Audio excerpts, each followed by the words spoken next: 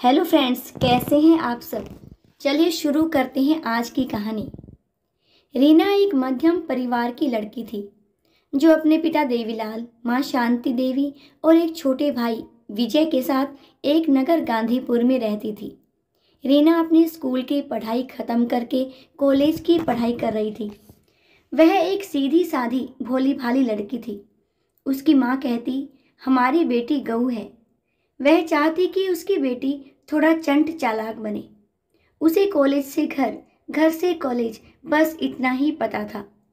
वह पढ़ाई में बहुत तेज थी। एक बार जो सुन ले वह उसे याद रहता। कॉलेज की पढ़ाई पूरी हो चुकी थी। वह बहुत अच्छे नंबरों से पास हो गई थी। अब वह जॉब कर पिताजी की जिम्मेदारियों में उनका हाथ बटाना चाहती थी। उसके पिताजी ने भी उसे इजाज़त दे दी थी। वह बहुत खुश हो गई। वह एक प्राइवेट कंपनी में जॉब करने लगी। सब कुछ अच्छा चलने लगा। कंपनी में काम करते हुए 1 महीना पूरा हो चुका था।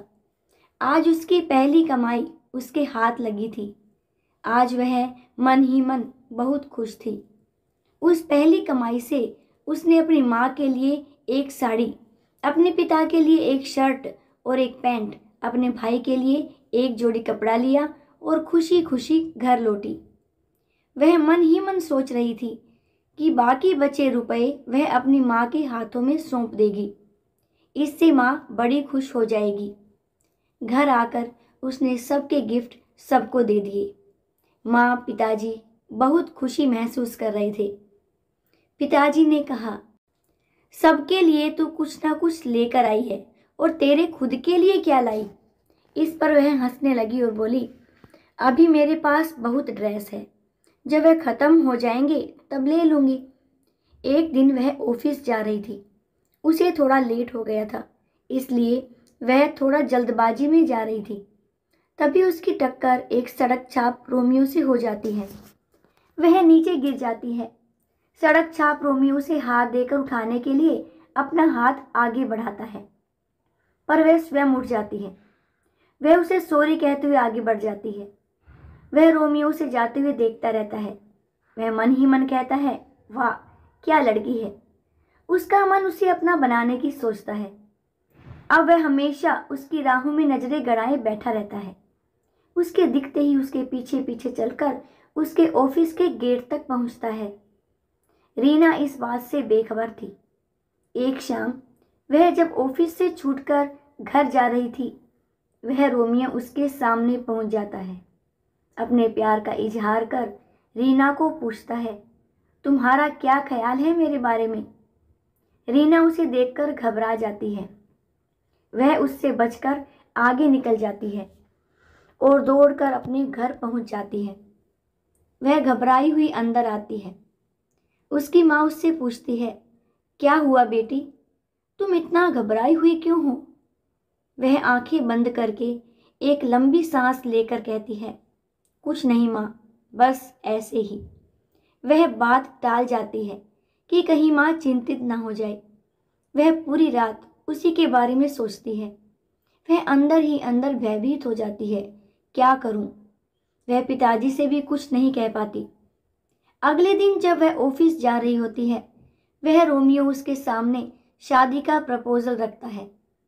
उसे वह धमकी देता है, यदि मुझसे शादी नहीं होगी तो मैं तेरी खूबसूरती बिगाड़ दूंगा, ताकि फिर तेरी शादी किसी से ना हो। शाम को मैं फिर आऊंगा, मुझे शाम तक बता देना। ऑफिस में बैठकर सोचती रहती है कि क्या करूं, इस रोमियो से कैसे छुटकारा पाऊं। उसके साथ काम करने वाली उसकी सहेली अंजू उसे परेशान देखकर परेशानी का कारण पूछती है।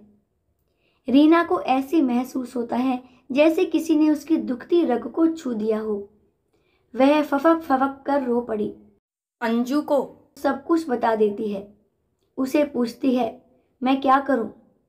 अंजू से कहती है, तू शाम को उसे मना कर देना और हम जाकर उसकी शिकायत पुलिस में कर देंगे। रीना कहती है कि पुलिस में जाने पर बदनामी होगी, बात बढ़ेगी। उसकी सहेली उसे आश्वासन देती है। अब उसका मन कुछ हल्का हो जाता है। शाम को वह अंजू के साथ ही घर के लिए निकलती है। ऑफिस से थोड़ी दूरी पर ही रोमियो उसके सामने आकर पूछता है, क्या सोचा मेरे बारे में? रीना उसे ना कह देती है। उसकी ना सुनकर रोमियो बौखला जाता है। उसे बहुत गुस्सा आता है। वह उसे उंगली दिखाते हुए उस समय वहां से चला जाता है। रीना घर आ जाती है। आज उसे थोड़ी शांति रहती है, लेकिन वह नहीं जानती थी कि उसके ऊपर कितनी बड़ी विपत्ति आने वाली है, जो उसकी पूरी जिंदगी तबाह कर देगी।